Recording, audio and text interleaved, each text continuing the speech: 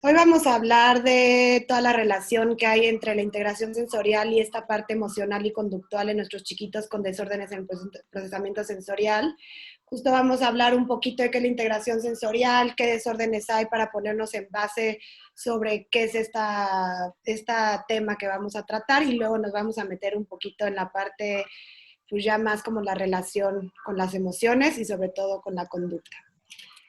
Entonces, a ver, ahí está. Entonces, vamos a empezar con qué es la integración sensorial. Como bien sabemos, este tema es una función del sistema nervioso que nos ayuda a procesar toda la información que viene de nuestro entorno a partir de nuestros órganos sensoriales. Tenemos estas vías sensoriales que reciben millones de estímulos día a día y esta función nos va a ayudar a seleccionar las más relevantes, a inhibir las menos relevantes para poder funcionar en todos los ambientes, desde el aprendizaje, desde estar en grupos sociales, estar en cualquier lugar de forma cómoda. Entonces, este procesamiento tiene varias etapas, yo lo llamo así porque va como por fases. Digamos que empezamos con el registro y la interpretación, que ahorita más adelante lo vamos a ver, pero podríamos hablar de los temas de modulación. Luego tenemos los temas de procesamiento, que son todos estos temas de discriminación, y finalmente hablamos de tema de respuesta, que aquí donde lo estoy mencionando hablamos más como de las respuestas motoras que tenemos por medio del aprendizaje y las experiencias. Ahora, en la parte de registro e interpretación, en la parte de modulación, también se habla de una respuesta, pero es más a nivel de la respuesta al estímulo, que ahorita se los voy a explicar un poquito más a fondo. Pero bueno, debemos de ir en cada una de estas fases. Si tenemos falla en alguna de ellas, probablemente puede haber una falla también, por ejemplo, en el procesamiento, en la discriminación. Entonces, en integración sensorial, como sabemos, vemos 8 sentidos, los 5 que conocemos todos, que es el gusto, el oído, la vista, el olfato y el tacto, y los 3 que son menos conocidos, que es el sistema vestibular, el propioceptivo y el interoceptivo. En la integración sensorial y como que toda esta parte de intervención, nuestros 3 pilares con los que más trabajamos y los que más nos ayudan como al diagnóstico son el tacto, el sistema vestibular y el sistema propioceptivo. Trabajamos mucho con ellos para poder regular todos los sentidos. Podemos encontrar fallas en todos, sin embargo, nuestra intervención se basa mucho en estos 3. Entonces vamos a ver un poquito de cada uno de ellos, como les digo, para ponernos en la misma base, y vamos a empezar con el sistema vestibular. Este sistema es el que nos va a ayudar a recibir toda la información de toda la parte del movimiento. Cuando corremos, cuando subimos escaleras, cuando nos subimos al coche, al avión, este sistema es el que nos va a dar esta información, y los receptores de este sistema se encuentran básicamente en el oído interno. Entonces tenemos 2 tipos de receptores que son los que nos van a ayudar. Son los otolitos, que nos ayudan con la parte como lineal, por ejemplo, cuando corremos, cuando saltamos, y también nos ayudan a ver la aceleración. Lo mismo, ¿no? Ver qué tan rápido vamos. En el avión es el que nos ayuda a sentir un poco esta sensación de la velocidad que va ahí, o en el coche. Y tenemos también los semicirculares, que nos ayudan más como a toda la parte de rotación, o si estamos de cabeza. Entonces, estas sensaciones que tenemos van mucho en base a la posición en relación a la gravedad, pero mucho en nuestra cabeza, porque pues tenemos los receptores acá, y es un sistema que nos va a ayudar mucho con el balance y también a ubicarnos en un espacio. Si estamos parados en un cuarto, este sistema nos va a ayudar a decirnos dónde estamos parados, nos va a ayudar en toda el control también, por ejemplo, el postural, cuando empezamos a gatear, toda esta parte de balance y equilibrio que vivimos cuando somos muy bebecitos. Después de este tenemos el sistema propioceptivo, que es un sistema, bueno, todos son muy importantes, pero el sistema propioceptivo es muy usado en la intervención porque es conocido como el sistema que nos ayuda a relajarnos.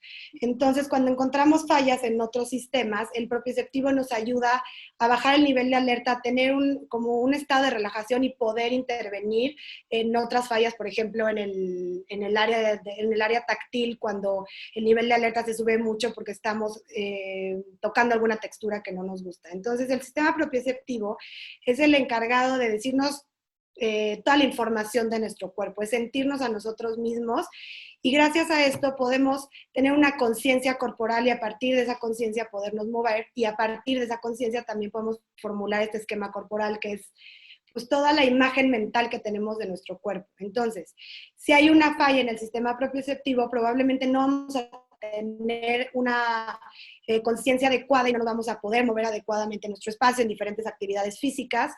Y bueno, los receptores de este sistema se encuentran en nuestros músculos, en nuestros tendones, en las articulaciones, son los que nos van a ayudar también a percibir el movimiento. Entonces, ¿cuál es la diferencia entre el movimiento del propioceptivo y el vestibular?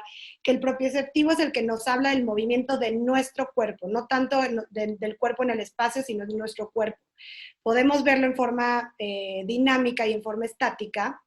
Cuando es estática podemos sentir nuestras partes del cuerpo donde se encuentran junto con otras partes. Y la parte dinámica es más al movimiento. Por ejemplo, cuando vamos a correr, cómo vamos a mover los brazos, cómo vamos a mover las piernas de forma coordinada para lograr esta actividad. Entonces, muchos de estos estímulos propioceptivos no pasan de forma consciente, se quedan como en una parte más instintiva. Ahora, si ahorita yo les digo, ¿dónde está el pie? ¿Dónde está su pie? ¿Dónde está su mano? Probablemente la van a sentir, porque en este momento están enfocando su atención al pie o a la mano. Pero aún así es muy bajo el porcentaje de la información que viene de estos receptores a la parte consciente del cerebro. Entonces, como les digo, es una parte muy importante de la intervención y también es algo que no podemos procesar conscientemente de, estoy sintiendo mi mano y de esta manera la voy a mover. Es algo que tenemos que hacer de forma automática. Y por último, el sistema interoceptivo es aquel que nos da toda la información que viene adentro de nuestro cuerpo. Justo los receptores se encuentran en los órganos y nos van a hablar de todas estas condiciones fisiológicas que tenemos en el cuerpo. Está muy relacionado con, por ejemplo, la digestión, con el sueño, con el ritmo cardíaco, todos estos sentimientos o sensaciones que tenemos de adentro nos los dan estos receptores.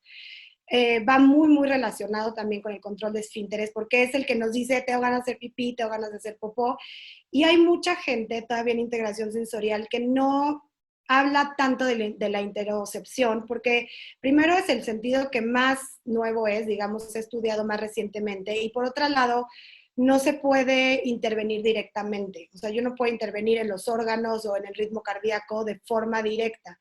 Sin embargo, a mí sí me gusta mucho como siempre meterlo cuando platico integración sensorial y en mi intervención, por dos razones. Una, porque muchos papás que llegan a consulta y que refieren que sus hijos tienen algún tema sensorial, siempre van a venir acompañados de temas como no controla, o sea, no siente cuando tiene ganas de hacer pipí, a lo mejor el sueño bien está afectado de alguna manera. Entonces, este tipo de características nos pueden ayudar muchísimo en la evaluación en el procesamiento sensorial. Y por otra parte, a pesar de que no lo podemos como intervenir directamente, a partir de los otros sentidos, de la propiocepción, del tacto, del vestibular, sí podemos llegar a regular las fallas que se encuentran en este sistema. Entonces, para mí, creo que sí es muy importante siempre tenerlo presente. Y además hay algunas hipótesis de que las personas que tienen como más conciencia con su sentido de interocepción también son capaces de regular más sus emociones. ¿Por qué? Porque están más conscientes de sí mismos. Entonces, esta relación a mí también me parece muy interesante y vale la pena como seguir estudiando esta parte. Entonces, bueno, ya que vimos estos sentidos que no son como tan conocidos, podemos ya meternos en la parte de qué es un desorden en el procesamiento sensorial. Y pues básicamente es esta dificultad para procesar toda esta información que viene de afuera y dar respuestas adaptativas. Nosotros en integración sensorial le llamamos respuesta adaptativa a todo esto que cuando se presenta un estímulo tenemos una reacción que nos permite funcionar en un entorno, en el que sea. Entonces, por ejemplo, si yo a un niño chiquito le doy un juguete nuevo que no conoce, una respuesta adaptativa sería explorar el juego, a lo mejor no lo va a usar de forma adecuada la primera, pero va a haber una organización en la manera como usa este juego, y de lo contrario una respuesta que no sería adaptativa o adaptativa y inadecuada sería a lo mejor ni explora, no tiene ni idea de cómo usar este juego, no le interesa. Entonces, cuando hay una falla en el procesamiento sensorial, vamos a tener este tipo de respuestas inadecuadas. ¿Y cómo vamos a ver este tipo de respuestas? Puede ser a nivel emocional, que son las que vamos a ver un poco más hoy, las respuestas motoras, que eran las que les hablaba en un principio, porque si un niño, por ejemplo, cuando es más pequeñito, cuando está empezando a gatear, no explora bien con su ambiente, la respuesta motora no va a ser la adecuada, no va a tener una coordinación adecuada conforme se va desarrollando y va creciendo. Y también tenemos las respuestas atencionales que van pues muy ligadas con la parte del aprendizaje. Entonces, vamos a tener estas fallas en las diferentes etapas en las que les mencioné al principio. Puede haber una falla en la parte del registro del estímulo, al momento de modular la respuesta, al momento de procesarla, organizarla y finalmente al momento de ya dar una respuesta como tal. Entonces, vamos a ver también un poquito de las alteraciones. Nos vamos a ir muy rápido aquí porque si no nos podríamos tardar horas, pero vamos a verlas. Entonces, vamos a ver la primera, que es modulación. Los problemas de modulación en general son los más conocidos y por los que más llegan niños a consulta. Y esto es porque es la más fácil a lo mejor de observar, a lo mejor es la más disruptiva. Son todos estos niñitos en la parte de hipersensibilidad que la mamá refiere, es que llora y no sé qué le está pasando, no, o sea, se queda muy intenso en un berrinche, yo no sé qué pasó, no sé en qué momento fue, pues son la parte de modulación. Entonces, son niños que a lo mejor durante la rutina en casa o la rutina en la escuela no pueden funcionar porque todas sus transiciones, todos los momentos de actividad no los pueden disfrutar y pueden llorar, pueden no hacer nada, pueden pelear con la persona que está enfrente. Entonces llegan mucho a consulta por esta parte. Y de hecho, hoy nos vamos a enfocar mucho en la parte de modulación. Entonces, ¿qué es la modulación? Como les decía en un principio, es la parte de cómo registramos los estímulos que vienen del entorno y la respuesta que damos a ellos. Entonces, gracias a esta modulación podemos tener nosotros un nivel de alerta. Les voy a hacer un dibujito aquí. Ay, no, perdón. A ver, ¿cómo puedo dibujar acá? Un segundito. Ay, creo que no me sale. Bueno, no importa. Entonces, vamos a tener dos rangos en el nivel de alerta, el alto y el bajo. Entonces, todos nosotros y todos nuestros niños van a oscilar en una curva que sube y baja, pero dentro de estos dos rangos. O sea, si por ejemplo vamos a entrar a un examen que es muy, muy, muy difícil, nuestro nivel de alerta va a subir y probablemente se va a quedar ahí y cuando salimos del examen nuestro nivel de alerta va a bajar. Siempre vamos a subir y bajar dependiendo de lo que estamos viviendo en el día. Pero lo regular es oscilar entre estos dos rangos. Nuestros niños con modulación, ¿qué va a pasar? El rango de alerta de los hipersensibles se van a ir hasta arriba y se van a mantener mucho tiempo aquí arriba. A lo mejor bajan, pero se van a mantener por acá. Y los otros, por el contrario, se van para abajo. Su nivel de alerta está muy bajo la mayor parte del tiempo. ¿Y qué pasa? Tienen esta dificultad por la parte de modulación de llegar a este nivel de alerta óptimo para funcionar, para aprender, para experimentar. Y si llegan a este nivel de alerta, mantenerlo va a ser muy complicado para ellos también. Entonces vamos a ver justo los tipos de problemas que encontramos en la parte de modulación. Como les decía, los más conocidos son estos de hiperresponsividad o hipersensibilidad, donde la respuesta al estímulo es muy exagerada. Estos chiquitos, como les digo, lloran o les cuesta mucho cuando les cambian de rutina, las transiciones, y se puede dar a nivel vestibular, que tenemos a los inseguros gravitacionales, que no toleran mucho el movimiento, el táctil, que es la defensividad táctil, que con todas las texturas se desorganizan, no les gusta experimentar este tipo de situaciones. Muchos no les gusta, por ejemplo, de bebitos que los carguen. Y también tenemos el auditivo, el visual, el olfativo, pero digamos que estos son los que más trabajamos. Solo en el área de propiocepción no hay una hiperresponsividad. Luego tenemos los hiporresponsivos, que es todo lo contrario. Estos chiquitos al revés tienen un bajo registro o muy bajo registro del estímulo sensorial. Obviamente hay niveles, hay unos que están mucho más bajos que otros, pero estos pequeñitos normalmente pasan más desapercibidos porque están como adormilados, no son nada disruptivos, son niños que a lo mejor están más metidos como en su mundo y a lo mejor pues, no van a estar gritando en el salón o no van a llorar, pero no van a estar funcionando en el entorno en el que están. En un salón de clases el niño va a estar a lo mejor acostado en la mesa o va a estar sin participar, digamos, no va a tener una participación activa en ninguna de las actividades. Y lo mismo pasa en casa, ¿no? Son estos chiquitos que se tardan muchísimo en vestirse o en lavarse los dientes o todas las rutinas del diario son muy tardados y las mamás también es como es que ¿por qué se tarda tanto? O sea, refieren mucho como esta desesperación de que no concretan las cosas tan fácil. Y por otro lado tenemos al buscador sensorial, que también tiene un bajo registro del estímulo, pero la diferencia con el hipo es que estos niños lo que hacen es buscar estímulo constantemente, todo el tiempo se están moviendo y todo, perdón, todo el estímulo que buscan es de forma desorganizada. Por más que encuentren el estímulo, estos se van a desorganizar más y van a buscar más estímulo, más estímulo, más estímulo. Entonces son los niños que todo el tiempo se están moviendo, no se quedan quietos en la silla. Entonces, genuinamente, no pueden mantenerse quietos porque necesitan este estímulo para funcionar, pero los desorganiza si lo hacen como la estrategia propia, ¿no? Por otro lado, tenemos ya la parte de discriminación, que como les decía, es más como el procesamiento. Esta información sí se procesa ya como de forma más consciente en el lóbulo frontal.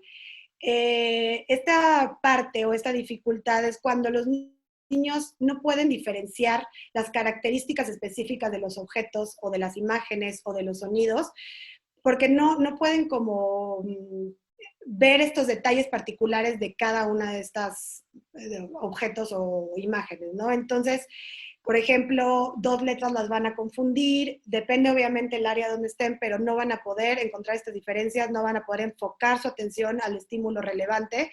Y esto se ve mucho, por ejemplo, en la escuela, que parece que hay problemas de atención, pero no es tal cual atención, es que el niño no puede enfocar su atención en lo relevante y dejar lo irrelevante de un lado. Entonces, ¿dónde encontramos problemas de discriminación?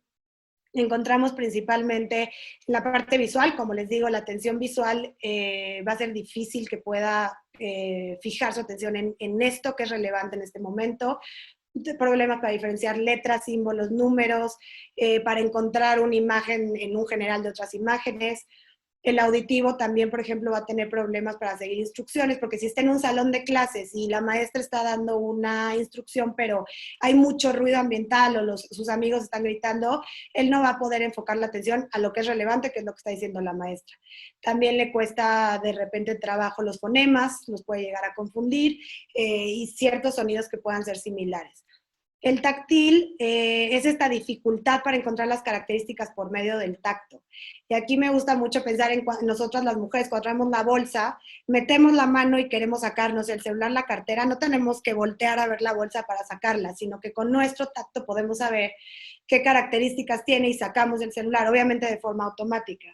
En este táctil, por ejemplo, si hay un problema en la parte de hipersensibilidad de un niño no quiso explorar cuando era más chiquito toda la parte táctil, probablemente va a tener un problema de discriminación porque no va a tener esta información que nos da todos los objetos cuando los vamos tocando. La parte vestibular son niños que dan vueltas, dan vueltas, dan vueltas y nunca se marean y no pueden percibir exactamente qué tipo de movimiento es el que se les está dando y también tienen un movimiento muy desorganizado. Y en el área propioceptiva son estos chiquitos que a mí me pasa, por ejemplo, que chocan con las puertas. Justo era lo que les decía, no pueden como medir su cuerpo en el espacio o a lo mejor agarran un vaso y lo azotan en la mesa porque no pueden discriminar esta parte de qué tanta fuerza o presión usar en cada actividad. En estos chiquitos, por ejemplo, es muy común que son los típicos que aprietan el lápiz muchísimo o parece que se les va a caer. Y también a la hora de escribir, el trazo es o muy tenue o muy fuerte, porque no pueden regular esta fuerza que tienen que poner al usar el lápiz. Y tenemos los desórdenes motores de base sensorial, es un tema también muy amplio, pero tenemos que pensar que, por ejemplo, los desórdenes posturales, para funcionar en cualquier actividad de forma adecuada, necesitamos tener una postura adecuada, poder estar erguidos, poder estar cómodos. Entonces, justo esta parte de desórdenes posturales es lo que vemos toda la parte de tono muscular, alineación, los cambios posturales, la estabilidad, parados, sentados, de bebitos, toda esta parte se va desarrollando muchísimo.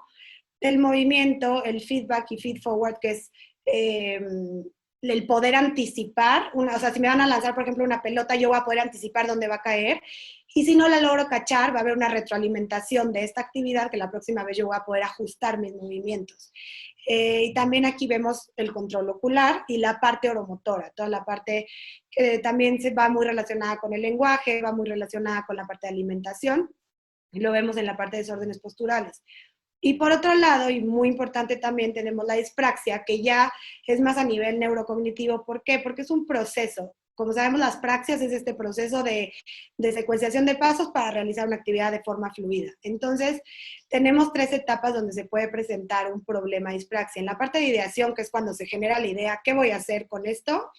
En la parte de planeación, que ya se hace la secuencia de pasos, pero a nivel como más mental, y la ejecución, donde va muy relacionada con la planeación motora, que dices, bueno, voy a usar el cuerpo de esta manera para realizar este objetivo que tengo. Generalmente en la dispraxia encontramos más problemas en la parte de planeación y ejecución. Es raro encontrar un problema de ideación. La ideación va un poco más relacionada con la parte cognitiva, aunque a veces sí se puede llegar a presentar, pero cuando hubo mucha privación de estímulo cuando eran más chiquitos.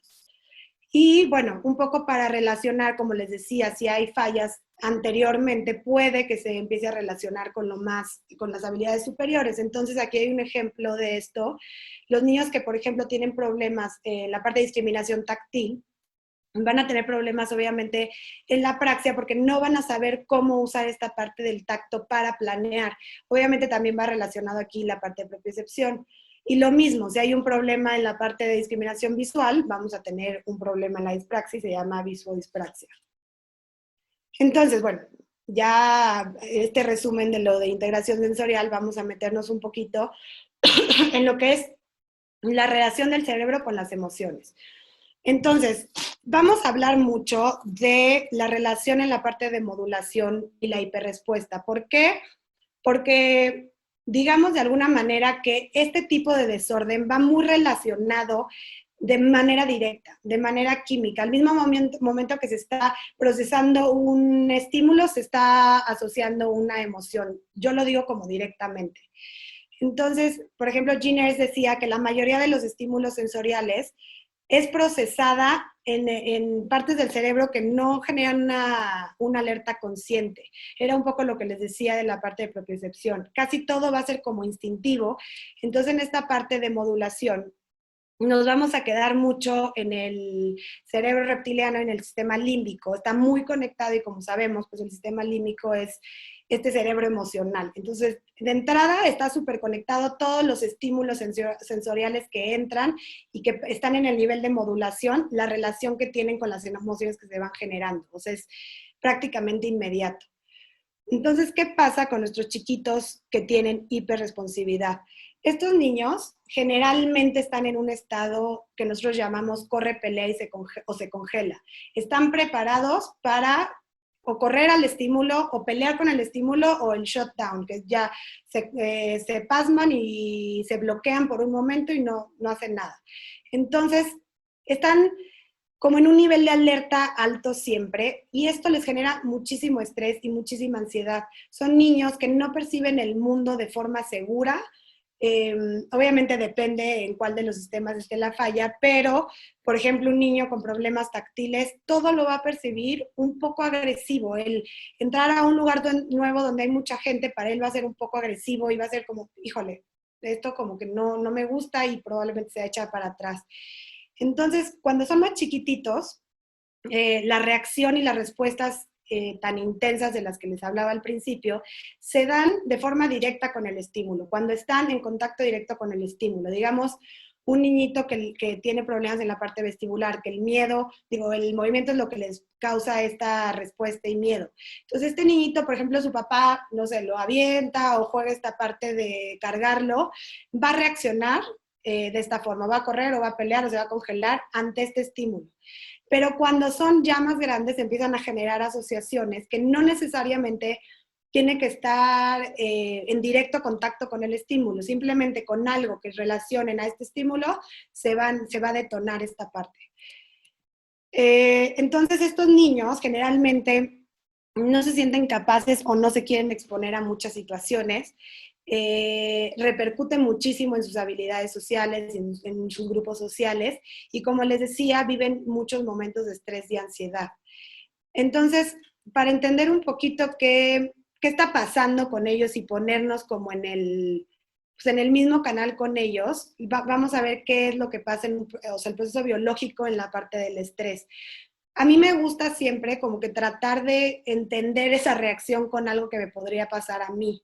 Entonces voy a tratar de explicárselos con una situación que nos podría pasar a nosotros como adultos. Es algo similar lo que viven ellos. A veces decimos, como no, ¿cómo va a ser tan intenso? Sí, sí es tan intenso. Depende, como les digo, el nivel, pero sí lo viven tan intenso como estos ejemplos. Entonces, pongamos un ejemplo de que yo voy por la calle y alguien me va a atacar, o me va a robar, o me va a asaltar. Entonces yo voy caminando y de repente voy a percibir a esta persona que está enfrente de mí, algo en esta persona, cómo se me acerca o algo que me está diciendo, va a activar mi alerta. La primera alerta se va a activar en el tallo cerebral. Es el primer mensaje de aquí algo no está bien. Y recordemos que el tallo cerebral es aquel que lleva las señales del cuerpo al cerebro y del cerebro al cuerpo. Entonces va a mandar inmediatamente una señal de alerta, de hay una amenaza enfrente de ti, va a haber ya una respuesta al pánico y se va a empezar a generar este proceso de estrés. Entonces, de ahí nos vamos al tálamo. Este tálamo es el que nos ayuda a procesar toda esta información sensorial, clasificarla, seleccionarla y la va a transmitir a diferentes áreas del cerebro. Entonces, en este caso, que yo estoy viviendo este momento, ¿qué va a pasar? Esta información que me está dando el entorno se va a transmitir a la amígdala y a la corteza orbitofrontal.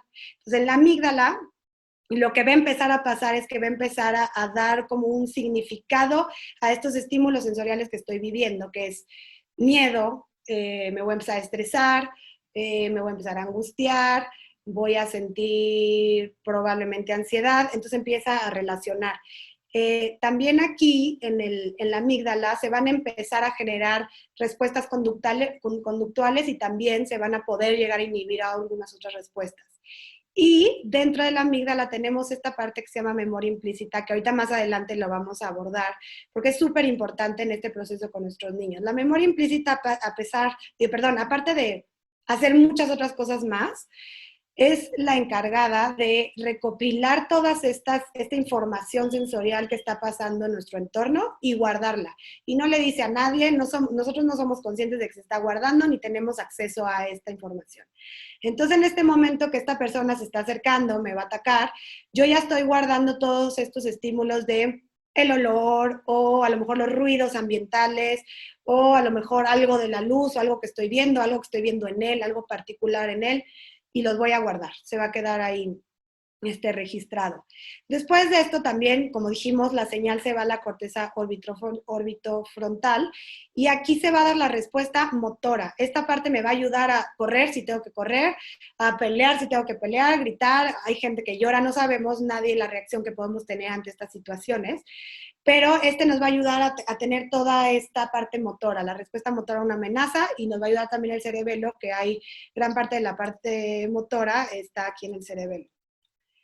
Después de esto viene la parte del hipocampo, que es muy importante porque este pequeño amigo es el que nos ayuda a generar nuevas memorias. Entonces yo aquí ya estoy haciendo un recuerdo de lo que está pasando, pero también, y una parte muy, muy importante que ahorita también vamos a ver, nos va a ayudar a hacer de lo desconocido algo conocido. Entonces va a agarrar como piezas de experiencias que tuve antes para hacer esta experiencia algo más familiar.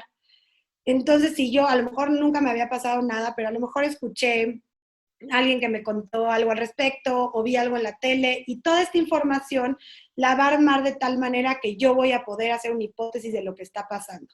Y es ahí cuando digo, me está atacando y se activa nuestro hipotálamo, que es la fábrica química, la que nos va a ayudar junto con la hipófisis a segregar ciertas hormonas que yo le llamo como armas, ¿no? Son estas armas que necesitamos para este momento. Entonces viene la adrenalina que nos va o sea, si es un momento de motivación, nos puede ayudar. Por ejemplo, aventarnos de la tirolesa que nos da miedo, pero nos motiva, entonces nos va a ayudar. Pero en estos momentos nos va a ayudar a preparar el cuerpo para reaccionar, para actuar. Y junto con el cortisol, que también se segrega en estos momentos, y es el que más bien nos va a ayudar a alertar de que va a ser un periodo, un estrés prolongado, digamos, juntos nos van a ayudar a preparar el cuerpo, a tener mejor rendimiento, va a incrementar toda esta parte del ritmo cardíaco, la presión arterial, el azúcar en la sangre, es cuando empezamos a sentir nuestros músculos más tensos, empezamos a sudar, pero todo esto nos está preparando para luchar con esto, ¿no? Ya sea con esta persona que yo tengo enfrente, correr. Por otro lado, también durante el estrés se segregan ciertas endorfinas que estas nos ayudan, por ejemplo, a modular toda la parte de dolor. A veces pasa que estás en un momento como difícil y si te llegaste a pegar o algo así en ese momento, tal vez no sientes el dolor como lo sentirías si no estás en este estrés. Y por otro lado, las endorfinas también nos ayudan, si esta situación que podemos de alguna manera controlar, se puede volver una experiencia positiva para la siguiente vez. Ahorita les voy a explicar un poquito más esto con los niños. Y obviamente si nos sobrepasa, si no podemos sobrellevar estas situaciones, cuando se vuelve ya una experiencia negativa. Entonces, este proceso biológico del estrés es lo que viven nuestros niños ante los estímulos sensoriales. Ejemplo, los niños táctiles cuando les vas a cortar el pelo, o el niño gravitacional muchas veces cuando subes al coche o un columpio o este tipo de cosas. Esto es lo que está pasando en su cerebro. Entonces, ya viendo qué es lo que pasa frente al estímulo, creo que es muy importante hablar de qué pasa el día a día y por qué estos chiquitos viven en constante estrés. Entonces, tenemos esta parte tan importante de la predicción con la información del ambiente, de experiencias previas, y aquí también voy a hablar de la memoria implícita. Como les decía, nosotros llegamos a un lugar y nuestro cerebro siempre nos va a estar mandando predicciones. No nos va a decir, bueno, vas a ver qué pasa y ya ahí. No, no, no. Siempre que llegamos a un lugar o está pasando alguna situación, vamos a tener hipótesis de parte de nuestro cerebro que nos va a decir esto es como el otro. ¿Y qué va a pasar? Que va a agarrar todas las experiencias anteriores, las va a juntar y nos va a formular esta predicción. Entonces, nuestros niños que ya vivieron estas experiencias anteriormente, todo lo que pueda parecer similar o que les recuerde esa experiencia, les va a detonar este proceso biológico y van a volver a pasar todo lo que vimos anteriormente. Y por otro lado, esta memoria implícita de la que les decía que es muy importante, no sé si les ha pasado a ustedes que están en algún lugar y de repente empiezan a sentir como ansiedad o se empiezan a sentir estresados, no saben por qué y de hecho decimos como que tengo un mal presentimiento, aquí algo va a pasar. Esta es nuestra memoria implícita. En este momento lo que está pasando es que algo de este lugar donde estamos nos está detonando este estrés que vivimos. No sabemos qué, puede ser el olor, puede ser la iluminación, puede ser que algo se parece a estos recuerdos que guardamos, pero nos va a activar este nivel de estrés. Y a los niños les pasa mucho esto. La memoria implícita viene desde muy chiquititos. Entonces, este tipo de situaciones las viven constantemente. Ahora, las asociaciones de estas que les estoy platicando de predicciones se van formando poco a poco porque la memoria asociativa se termina de desarrollar por ahí de los 4 años. Pero podemos hablar de que a pesar de que a lo mejor nosotros ya estamos cuidando los estímulos que les damos a nuestros niños, de igual manera ellos ya tienen asociaciones formadas y les va a ser muy difícil funcionar, o sea, genuinamente entran en estado de estrés con muchas cosas que ven al día a día, en las transiciones de la escuela, en todas las rutinas del diario, todo esto ya lo tienen como asociado. Entonces, y otra parte muy importante de este proceso en cuanto a la escuela y el aprendizaje, muchas maestras refieren, pues que no aprende, es que no, yo siento que tiene un problema de atención. No, no hay bueno, puede haber un problema de atención, pero en un niño con algún tipo de problema de modulación puro, no es un problema de atención, es que pensemos, volvemos al ejemplo de que a mí alguien me quiere robar, yo no voy a poner atención a todo lo que está pasando alrededor. Toda mi energía y mi cuerpo está preparado para reaccionar a este momento. Entonces nuestros niños justamente todo el tiempo están poniendo atención y su energía y todas sus habilidades para pelear con este estímulo que tienen enfrente. Es ahí donde podemos hablar de que pierden la atención y les está costando en la parte de aprendizaje. Entonces, ¿qué pasa? Perdón. ¿Qué pasa con estos niños? En la parte emocional, pues viven y aprenden a vivir con estas emociones negativas. Casi, bueno, muchas de las experiencias que viven día a día las asocian con experiencias negativas. Entonces, les quiero poner un ejemplo. No sé si conocen esta imagen, es muy conocida, pero bueno, es un ejemplo de cómo nuestro cerebro, lo que les decía, va haciendo todas estas predicciones y nos va dando la información para generar algo conocido. Entonces, aquí yo les puedo decir que hay una mujer joven y una anciana. Entonces, los que no conocen la imagen probablemente primero van a ver o a la joven o a la anciana. Entonces, ¿por qué es esto? Porque están agarrando toda esta información, algunos tendrán esta información que los va a llevar a ver a la joven y otros tendrán otra información que los va a llevar a la vieja. Si yo les enseño con la flechita, miren, es que este es el pelo, acá está la pestaña y la barbilla de la joven, y por otro lado, esta es la nariz de la anciana y aquí está la barbilla, ahora su cerebro lo que está haciendo es agarrar toda la información que yo les estoy dando para guardarla como una experiencia y es ahí donde van a poder ver esta imagen completa. Entonces, les iba a poner un sonido, pero ya vamos cortos de tiempo. Les voy a contar otro ejemplo. Aquí en México tenemos una alarma, la alerta sísmica para cuando tiembla. Entonces, si yo la pusiera ahorita, probablemente la gente que me esté escuchando que es de México va a relacionar este sonido con una emoción negativa, ya sea ansiedad, miedo, estrés. Hay gente que le da como esta parte de tristeza. Todo esto se va a ir construyendo a partir de las experiencias que vivieron, a lo mejor en una de estos temblores que hemos tenido en México. Pero por otra parte, las personas que no conocen esta alerta, que son de otros países, su cerebro les va a decir, es una alerta o es una alarma, porque suena como alarma y tienen la información previa de lo que es una alarma y lo que significa, pero no van a tener esta asociación a estas emociones negativas. Entonces, un poco lo que vivimos con estas alertas, cada quien las que conoce en su país, es un poco lo que nuestros niños sienten con los estímulos que son agresivos para ellos. Entonces, ¿cuáles son las conductas características y por las cuales podemos darnos cuenta que estamos teniendo un problema de hiperresponsividad? Bueno, son niños que, como ya dijimos, responden de forma muy exagerada, es muy intensa, muchas veces muy prolongado después del estímulo. Generalmente no sabemos, o si no trabajamos en la parte de integración sensorial, es difícil detectar a qué se debe esta respuesta. Se muestran muy desorganizados en las transiciones porque son niños muy rutinarios, prefieren eh, saber qué va a pasar y seguir una rutina al día a día para poder anticiparse.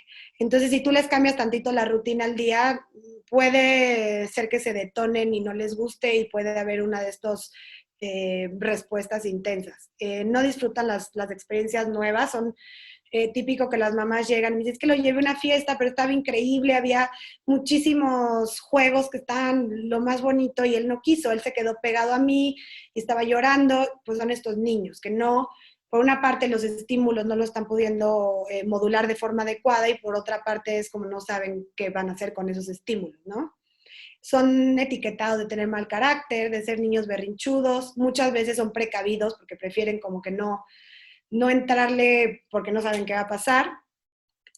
Muchas veces prefieren jugar de forma aislada por lo mismo, ¿no? De entrarle al juego con otros niños y como les decía, también repercute en la parte social porque otros niños, cuando ya son más grandecitos, no entienden muy bien por qué tienen este tipo de respuestas tan intensas.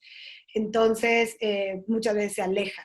Se les dificultan las actividades de vida diaria como vestirse, bañarse, cortarse las uñas, subirse al coche, muchos juegos, peinarse, en fin, muchas de las cosas que vivimos día a día.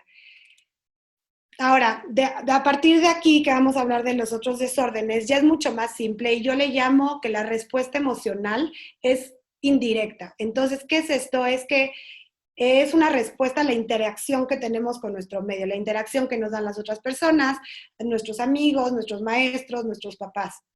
Entonces, ¿qué pasa con el niño con hiporrespuesta? Son niños que se sienten poco comprendidos, se frustran mucho porque no concretan las cosas que tienen que concretar en la escuela.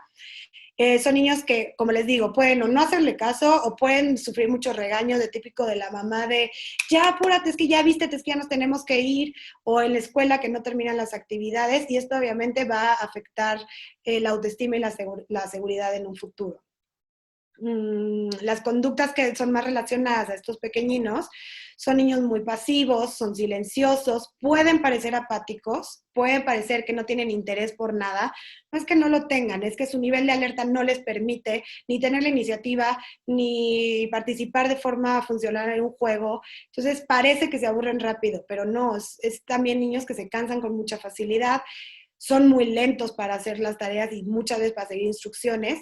Y pues es esta parte también les viene afectando en la parte social, porque los otros niños los perciben como aburridos. O sea, están en un juego y este niño decide, ay, no, ya me cansé y se sale, a lo mejor ni siquiera le cacha muy bien al juego porque el nivel de alerta está muy bajo. Los buscadores sensoriales, por su parte, son niños que los etiquetamos como mal portados, sienten mucha frustración, se les genera emociones de frustración porque muchas veces le estamos pidiendo muchas cosas que no pueden hacer. O sea, es como, siéntate, ya por favor no te muevas, por favor ya siéntate a trabajar. Y este niño no puede sentarse, necesita este estímulo para funcionar. Y como les digo, se desorganiza todo el tiempo porque el estímulo que él busca no es el adecuado. Pero ellos se dan cuenta que no pueden hacer lo que le están pidiendo. O sea, todo el tiempo es, a lo mejor se sientan un segundo y otra vez van a llamarles la atención. Por otro lado, les cuesta también mucho trabajo concretar las actividades, por ejemplo, en la escuela, porque pues están distraídos en este movimiento, se compara mucho con la parte de hiperactividad. Sufren también esta parte de ansiedad porque lo mismo, o sea, no pueden concretar las cosas que van día a día, se están desorganizando todo el tiempo, ven a los demás y a lo mejor los demás sí logran, pero ellos no, también les genera mucho sentimiento de ansiedad. Estos pequeñitos, como les digo, chocan, saltan, juegan de forma muy brusca, tocan todo, dan vueltas y en la parte social les afecta mucho porque son niños que no respetan el espacio personal de los demás. Siempre están así como con el de al lado, o juegan muy brusco, o los tocan, y por otro lado, en los juegos pues, no pueden seguir turnos, hablan mucho, les cuesta mucho toda esta parte de control. Entonces también cuando son más grandes, los otros niños a veces prefieren como mejor no, ¿no? O sea, como que no entienden muy bien su juego. Los niños con discriminación, al no tener ningún problema de modulación y su nivel de alerta es el adecuado, son niños que se dan cuenta que no pueden. Estos pequeños también sufren muchas llamadas de atención y es muy común que estos niños se vuelvan rebeldes. ¿Por qué? Porque no prefieren hacer alguna rebeldía, alguna travesura antes de que todos los demás se den cuenta de que no pueden ciertas cosas, ¿no? Entonces, nuevamente viven mucha frustración, se sienten muy ansiosos porque además son niños que no les gusta que los expongan. Por ejemplo, pasar al pizarrón o de les, toda esta actividad, no les gusta porque saben que no van a poder. Tienen un gasto muy fuerte de energía porque muchas veces sí intentan llegar al objetivo, pero en vez de irse linealmente, buscan 10.000 estrategias, dan 10.000 vueltas, por lo cual acaban cansadísimos a lo largo del día.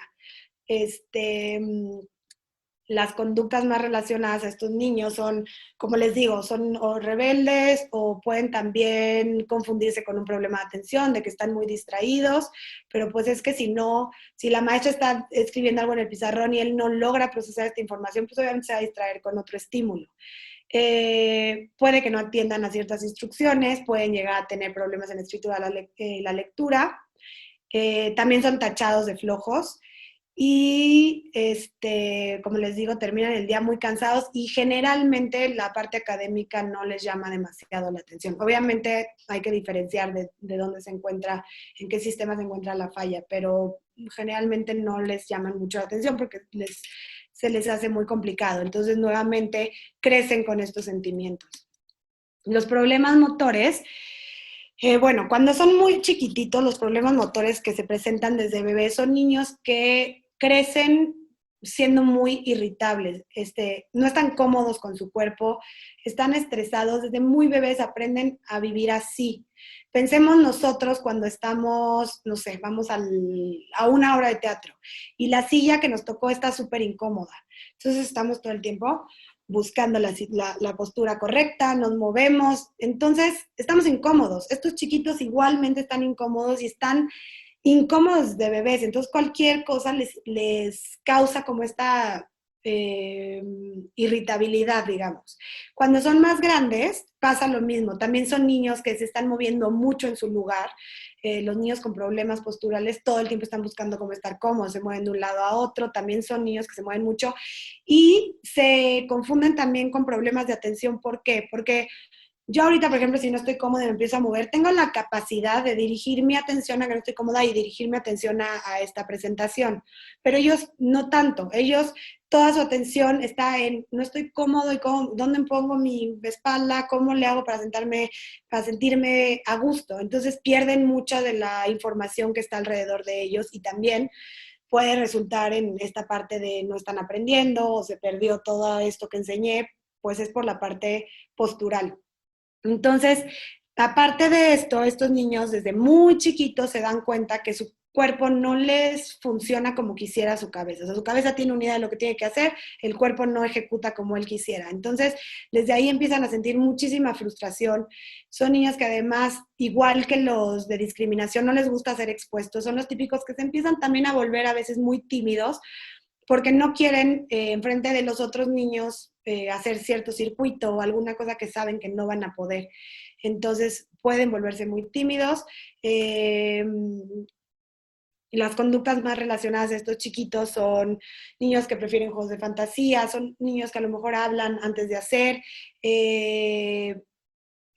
son también como muy desordenados y con sus cosas, con sus juegos, pueden llegar a tirar cosas del escritorio, o a lo mejor su mochila es un desastre, y también al comer pueden ser bastante sucios, lo cual tampoco le ayuda mucho en la parte social. Pueden también a veces verse desalineados, ellos se sienten incapaces de completar una actividad motora y por ende se empiezan a volver un poco más perfeccionistas o están más bien muy conscientes del éxito y también llegan a compararse con lo que los otros hacen súper rápido, ellos se tardan más y muchas veces lo que pasa es que lo dejan de hacer y esto obviamente afecta mucho más el desarrollo motor, ¿no? Porque deja de haber experiencia, pero son niños que genuinamente pues sí están muy frustrados todo el tiempo y sí afecta mucho la autoestima, porque además son niños que quieren hacer algo, quieren entrar en cierta actividad y mejor no lo hacen por el miedo a no poder. Entonces, pues pueden también pasar momentos de mucho enojo. Bueno, y ahora hablando de la intervención y rápido porque ya se me pasa un poquito el tiempo. Esta parte de intervención no es la intervención a nivel sensorial, sino la intervención en estos problemas que vemos asociados a nivel emocional. Entonces, nuevamente vamos a hablar de la modulación y de los otros. En la modulación, una estrategia que nos sirve mucho para la prevención de que nuestros niños se nos boten es la anticipación. Como les decía, a estos niños les sirve mucho si yo le digo, mira, ahorita vamos a ir a las escaleras y después de ahí nos vamos a ir a clase de arte. ¿Por qué? Porque entonces estas predicciones de las que hablábamos antes, le vamos a poder ayudar a agarrar nuevas herramientas para poder formular una hipótesis. Él ya sabe que va a ir a clase de arte y a lo mejor va a poder agarrar cierta información de lo que va a hacer y cuando llegue no va a ser un momento tan, o sea, o a lo mejor no va a ser un agente tan estresor. O sea, va a llegar y va a poder decir, ah, ok, es que aquí tengo que hacer esto, me voy a sentar más o menos aquí. Van a poder anticipar lo que está pasando y ellos sienten que tienen más control sobre la situación. Entonces, esto sirve mucho. Pero en el momento en que ya se nos detonó y que ya entramos en este proceso de estrés, lo que más usamos nosotros en integración sensorial es la parte de corregulación. Es ayudarle a generar una conducta a partir de nuestra conducta. Entonces, bien sabemos que los niños aprenden por medio de la imitación y esto es gracias a nuestras neuronas espejo. Las neuronas espejo, aparte de ayudarnos a ser empáticos, la teoría de la mente, a ponernos en los zapatos de los otros, también nos ayudan a imitar y también nos ayudan a poder imitar una conducta de forma inconsciente. Entonces, si nuestro niño llega gritando, histérico, porque a lo mejor lo hicieron, no sé, tuvo que tocar alguna textura que no quería, si yo le contesto con un grito igual y no entiendo qué le está pasando, se nos va a subir todavía más este nivel de alerta. Pero si yo bajo mi voz y el ritmo se lo doy más lento y trato yo de controlar estos niveles fisiológicos, de estar como más calmada, él, y bueno, también muy importante, y hacerle ver que estoy entendiendo lo que me dice, que soy empática con él, este chiquitín va a poder bajar su nivel de alerta de manera consciente e inconsciente. Entonces, nosotros lo usamos mucho dentro de terapia cuando se llega a detonar por alguna razón. Tratamos de usar mucho la corregulación para que estos niñitos puedan bajar el nivel de alerta y a partir de eso yo ya puedo intervenir en la parte sensorial. Si lo tengo botado, pues no voy a poder trabajar nada de las fallas sensoriales. Primero hay que mantenerlos en un nivel de alerta óptimo. Y bueno, como lo que hablábamos de la segregación de endorfinas, nos ayuda muchísimo para que este niño abra como que estos canales para estar como más tranquilo, para poder estar relajado, a lo mejor meter algo de risa, ejercicio, toda esta parte nos ayuda mucho. Entonces, la parte de las otras fallas del desorden de procesamiento sensorial son cosas muy básicas que todos como que yo creo que ya tenemos por ahí, pero nunca está de más dejarlas como en el tintero porque nos van a ayudar mucho a que estas emociones negativas que se van asociando a partir de la falla que presenten, se vuelvan a lo mejor no tan negativas y a lo mejor por ahí positivas y le podemos ir como que moldeando esta parte. Entonces, lo primero que yo como que me gusta hacer es entender al 100% la alteración con la que estoy trabajando. De esta forma también, si los niños son más grandes, yo le puedo ayudar a él o a ella a entender qué es la alteración que presenta y qué estrategias puede encontrar en su entorno para sobrellevar y para ir aprendiendo, para ir experimentando. Este, de igual manera, si conocemos las características y conocemos más a fondo, vamos a poder adecuar muchísimo la manera en que le enseñamos a este niño. Y aquí se va a relacionar mucho con el aprendizaje multisensorial que pongo aquí abajo. ¿Por qué? Porque si sabemos que tenemos un niño con problemas de discriminación visual, entonces yo ya sé que a lo mejor si uso la parte auditiva, a lo mejor si le meto algo de movimiento, voy a poder lograr que consolide mucho más este aprendizaje a que si solo intento 1000 veces que lo haga de forma visual, ¿no? Es muy importante, obviamente, no etiquetarlos y acompañarlos en esas experiencias de frustración que las van a vivir porque se van a encontrar con esto. Todos nos vamos a encontrar con estas experiencias de frustración y es muy importante acompañarlos. Y algo que también funciona muchísimo es potencializar sus habilidades. O sea, si tengo un niño que tiene dispraxia, no va a ser el niño con dispraxia, va a ser, no sé, Raúl, que tiene dificultades en el área de praxia o tiene dispraxia, pero tiene estas 10,000 habilidades que es buenísimo para esta parte y es muy importante hacerlos conscientes de esto. Muchas veces ellos no son conscientes y esto les va a ayudar como a tener más herramientas. Trabajar sus dificultades también por medio del juego y lo mismo, generar la segregación de endorfina. Y bueno, para terminar, me gustaría cerrar con una frase que escuché el otro día que me hizo mucho sentido justo para esto que estamos hablando. Una persona me dijo que las emociones nosotros las vamos a ir generando. Somos arquitectos de nuestras propias emociones. Entonces, si nosotros cambiamos un poco los ingredientes de cada experiencia, podemos lograr que la experiencia siguiente no sea algo tan negativo. Entonces, yo lo pienso en mis niños y justo, o sea, me hizo mucho sentido de lo que tenemos que hacer con ellos, es cambiarles en estos momentos de estrés ciertas cosas para que la próxima vez puedan hacer asociaciones diferentes, tengan herramientas más fuertes para poder enfrentarse a estas experiencias y ir rompiendo con este círculo vicioso que viven sobre todo nuestros niños con problemas de hipersensibilidad. Bueno, espero que hayan aprendido. Les dejo igual aquí, ahorita vamos a abrir la parte de preguntas, pero igual si alguna pregunta no se llega a contestar o hay algo que le tengamos que investigar más, les estoy dejando aquí mi mail y mi Instagram donde me pueden escribir y yo encantada de la vida les contesto. ¿Cómo trabajar con niños con baja conciencia propioceptiva? Bueno, con estos niños usamos mucho, así como estrategias básicas, el tacto profundo, los masajes de aplastarlos, hacerles sándwich les sirve muchísimo.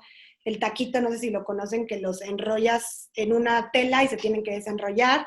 Eh, jalar, jalar, por ejemplo, una cuerda con algo pesado.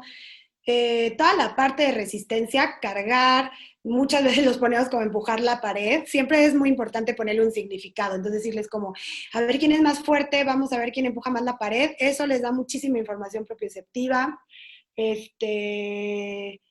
Y bueno, les digo todo esto de resistencia, con los pies levantar cosas con peso, también caminar como diferentes animales a la hora que están tocando el piso y están marchando, este tipo de cosas, les da mucha información propioceptiva. A ver, voy para arriba. ¿Cómo se relaciona la hipersensibilidad e hiposensibilidad con los umbrales alto y bajo? Bueno, hay la parte de propiocepción y la parte táctil y la de interocepción están muy relacionados con la sensibilidad al dolor.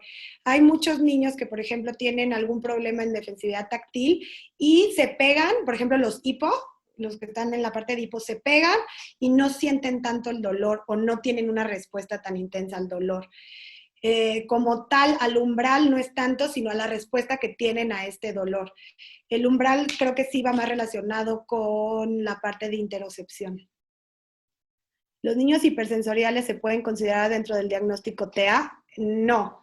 Hay comorbilidad, perdón, con el trastorno del espectro autista. Muchos niños que se encuentran en este espectro tienen problemas de integración sensorial.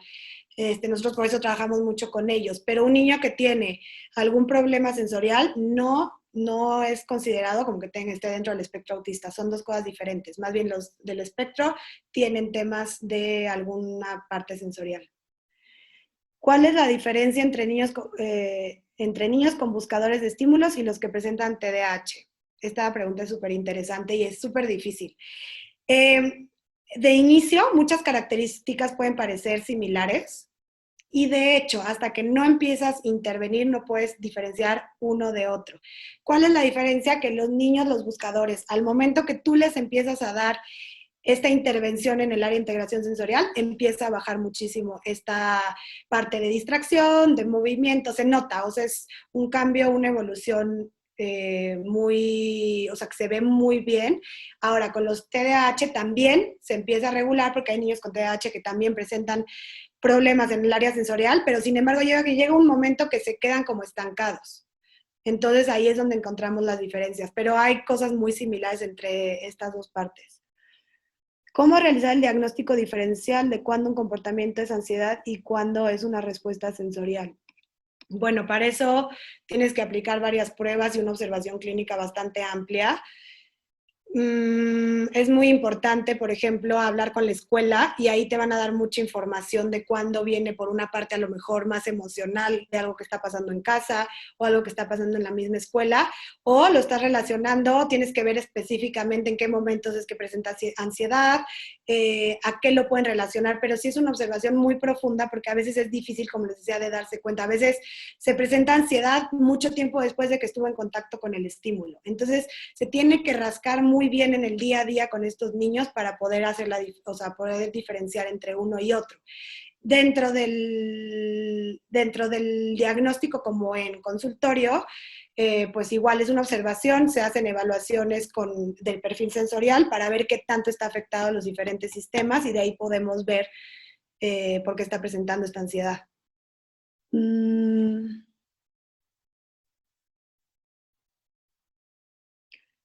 Ahí voy. Se tiende a confundir estas condiciones con TDAH. ¿Cómo se determina? Bueno, lo mismo que dije, sí se tiende a confundir mucho. Sí hay mucho parecido y muchas cosas que se pueden trabajar de forma similar, pero como les digo, al momento de la intervención es cuando podemos notar cuál es la evolución de cada uno. Estrategias que puedan hacer los padres con niños hipersensibilidad. Como les decía, usar la propiocepción es muy, muy importante. Estos chiquitos, para empezar, hay que identificar qué tipo de texturas o qué es lo que no tolera. Cuando identificamos esto, tenemos que saber que para incluirlas en su rutina diaria no va a ser a fuerza, tiene que ser por medio del juego, pero es muy importante que antes de meterles, por ejemplo, si es un estímulo táctil, antes de meterle este estímulo táctil le tenemos que meter un estímulo propioceptivo. Entonces, estos niños nos funcionan mucho las estrategias que di antes de propiocepción de empujar la pared o mira, ven, ayúdame, vamos a cargar estas bolsas, todo por medio del juego, para que uno se libran las endorfinas, otro estamos más relajados y al momento que le estamos presentando el estímulo va a ser nuevamente por medio del juego, pero el niño ya va a estar como más abierto a hacerlo. Ahora, una parte muy importante es cuando logran algo, es reconocerles de, wow, mira, lo tocaste, hacerlos muy conscientes de que no pasa nada. Es muy importante también meter estrategias de diferentes, ¿cómo les diré? Como exploraciones, o sea, cambiar las texturas, por ejemplo, si no aguanta la crema, a lo mejor usar otro tipo de crema, irle haciendo masajitos, todo este tipo de cosas que va a ayudar a que el niño vaya aceptando el estímulo. Este es en el caso táctil, ¿no? Pero el movimiento sería algo similar, los metemos en algo propioceptivo y luego podemos jugar con ellos en la parte de movimiento, en algo no tan agresivo, y nosotros meternos con ellos en el juego. Por ejemplo, en la parte vestibular lo que yo hago mucho es, les chocan los columpios o subirse al puente este que se mueve, entonces lo subo a un cubito chiquito y jugamos a que es el caballo y se cae. Entonces, ¿qué pasa? Toda la parte vestibular, que es la que le está fallando, se está como quedando un poquito atrás por el golpe, que es la propiocepción, y aparte se está divirtiendo. Entonces, poco a poco empieza a aceptar más y yo le voy subiendo todo, como que el nivel, ¿no? Del reto. Eh, ¿Cómo trabajar? Ahorita si quieren les pongo la bibliografía. ¿Cómo trabajar con pequeños con problemas bueno, lo de interocepción? No se puede trabajar directamente con este sistema. Este sistema está dentro de nosotros y se trabaja a partir de la propiocepción, lo vestibular, el tacto. Depende mucho cuál sea lo que se esté presentando, pero no se puede trabajar directamente. Adicional a la terapia, no sé. Ay, ay, ay, ay. Ok. ¿Cómo diferenciar estas dificultades sensoriales de patrones de crianza inadecuados? Uy, también es una súper pregunta. A veces se pueden presentar problemas sensoriales cuando estos patrones de crianza, no que sean inadecuados o adecuados, porque es muy difícil como calificar esta parte, pero a lo mejor papás que no tuvieron tanto vínculo con estos niños o a lo mejor no los dejaron explorar tanto cuando eran más bebés, pueden presentar problemas de la parte de modulación. Toda la experiencia a lo mejor se la perdieron porque a lo mejor fueron niños que estuvieron muy protegidos o eran tan libres que no se organizaba bien el estímulo que se estaba dando. ¿Cómo lo podemos diferenciar nuevamente con una evaluación del área sensorial para ver si está afectado alguno de los sistemas? O también con la entrevista que se hace con los papás al principio, es muy notorio cuando dicen, es que me hace un berrinche porque no le dejo hacer esto, y el otro es, me hace un berrinche y no entiendo por qué, o es cuando se mete a bañar y es que nunca me quiere hacer caso porque lo meto a bañar, pero es en este momento. Entonces ahí podemos identificar un poquito que hay un tema sensorial y el otro es como un tema más de límites, digamos, pero sí están muy relacionados y sí hay niños que presentan estos temas sensoriales como, digamos, aprendidos, por decirlo de alguna manera, por la falta de experiencia o también por el tipo de estímulo que se les dio. Existen pruebas estandarizadas que nos permiten hacer un diagnóstico diferencial certero. Ay, espérame, que no veo.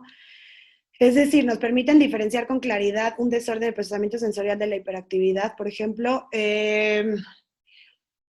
Bueno, un poco lo que ya les contesté para poder ya decir no hay ningún problema en la parte de TDAH.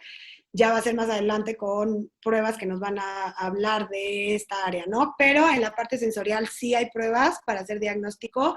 El perfil sensorial es uno de ellos y tenemos, bueno, yo uso el ENFON, que esta prueba me mide mucho la parte motora fina, gruesa y la visual, pero dentro de la prueba hay muchos índices que puedes ir checando qué tanta hiperrespuesta tiene o hiporrespuesta, y cómo se va comportando frente a cada una de los ítems que les metemos. Entonces, de esta manera, yo puedo dar un diagnóstico en la parte de integración sensorial, pero si hay una sospecha de que a lo mejor aparte de integración sensorial hay un TDAH, digo, si son muy chiquitos, obviamente nos tenemos que esperar hasta que se madure y todo esto, pero si son como de la edad, vuelvo a lo mismo, hacemos intervención y luego vemos si referimos a otra área. ¿Qué ejercicios recomiendas para los niños que presentan dislexia y TDAH al mismo tiempo? Bueno, no es el área de integración sensorial, la verdad, tendríamos que meternos más como en el área de aprendizaje, pero lo que yo considero es, primero que nada, tienes que tratar lo que sea el nivel de alerta para que el niño pueda estar de forma adecuada para todas las estrategias que tú le vayas a meter de dislexia. Y en la parte de dislexia, pues habría que ver también qué es lo que está fallando, en qué área está fallando, ¿no? Es como que en general es muy difícil. ¿Cuál es su correo? Ahorita les escribo aquí el correo porque lo quité, ¿verdad? Perdón. No sé si queda grabado, ahorita les contestarán, eso sí no sé. Sí, la sesión, os confirmo que queda grabada. Si algún detalle de alguna diapositiva no lo habéis podido ver o anotar, la sesión está grabada y en los próximos días estará disponible en el canal de YouTube de ISEP. Gracias. ¿Podría dar los datos del Centro de Integración Sensorial de la Ciudad de México? Claro que sí, ahorita los escribo. Y pregunta, tengo 2 hijos adolescentes con desorden de integración sensorial, uno con hiposensibilidad y otro con hipersensibilidad. ¿Cuál sería la intervención más conveniente a su edad? ¿Aún sería de utilidad la enfocada en integración sensorial o emocional? Definitivamente integración sensorial. Pensemos que la integración sensorial, ojalá tuviera, bueno, luego hay una imagen como una pirámide. La integración sensorial es lo más básico del ser humano. O sea, a partir de la construcción de la integración sensorial se van a ir construyendo habilidades superiores, digamos, toda la parte de integración sensorial, luego no me acuerdo perfecto cómo viene, pero luego se va a ir desarrollando el lenguaje, la parte motora, las partes atencionales, lo emocional, toda esta parte. Entonces, si tú tienes un problema en el área sensorial o un hueco, probablemente por repetición o estrategias vas a poder consolidar otras cosas. Sin embargo, no vas a funcionar como de forma fluida, por decirlo de alguna manera, porque vas a seguir cojeando de este lado. La integración sensorial además se usa con chiquitos y con adolescentes, y de hecho ya hay ahorita estudios para adultez. Pero lo ideal es primero equiparar todo el área sensorial y si hay algún tema emocional relacionado, a lo mejor trabajarlo a la par o a lo mejor terminan su terapia de integración sensorial y se dan emocional y muchas veces se equipara bastante bien la parte emocional con solo la parte de integración sensorial. También depende del enfoque de cada centro, ¿no? Pero sí recomendaría siempre empezar por la parte de integración sensorial. ¿El exceso de estimulación temprana está vinculado con las dificultades de integración sensorial? No precisamente, no, o sea, hablaba un poco hace rato de lo de la organización, de cómo le damos los estímulos, puede llegar a afectar, pero en un nivel muy grande, digamos. El exceso de estimulación, digo, habría que ver a qué te refieres un poco con exceso de estimulación, pero siempre nos va a ayudar. O sea, yo siempre les digo, la parte de estimulación temprana y los centros de estimulación temprana son muy, muy buenos, porque nos dan todos estos estímulos, digo, de forma natural los tenemos que tener, pero estas personas que se dedican a esto nos ayudan como papás a entender cómo darles este estímulo para ir desarrollando más áreas y a lo mejor creando muchas más conexiones desde que son chiquititos. Yo no creo que pueda estar tan vinculado una de este tipo de estimulación con problemas en el área sensorial. ¿Existe algún test para lograr un perfil sensorial? Sí, yo uso el Sensory Profile, el SPM, y hay para chiquitos también. El SPM es para niños a partir de los 5 y el SPMP es para antes de los 5. Está justo muy padre este test porque además lo puedes evaluar de forma presencial o se los puedes mandar al maestro, a los papás y te lo califica la plataforma y ahí puedes ver muchísimas cosas. En alumno TEA con problemas conductuales y sensoriales, ¿sería viable usar chaleco de peso en desplazamiento? Presenta dificultades de conducta importantes en la calle con su familia. El chaleco de peso, yo no lo uso tanto. Es difícil usar el chaleco de peso. Mucha gente se los pone demasiado tiempo. El tiempo máximo que un niño debe traer el chaleco de peso son 15 minutos. Y hacer un descanso y regresamos al chaleco de peso. Si a este niño le funciona, se usa mucho más cuando están en alguna actividad no tan dinámica, no tanto moviéndose.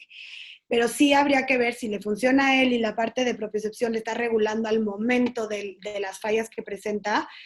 A lo mejor valdría la pena ver si se puede usar, pero no por mucho tiempo porque los puede lastimar y los puede desorganizar. Eso es lo que se tendría que ver. O se puede usar previo a que, por ejemplo, salgan a la calle en vez del chaleco de peso o el chaleco de peso un ratito y luego muchas estrategias de propiocepción para que cuando sea este momento de salir a la calle salga más organizado. Eso es lo que yo recomendaría. De las dos pruebas, mira, las voy a escribir aquí. SPM y el de chiquitos SPMP. ¿Por qué no estoy pudiendo?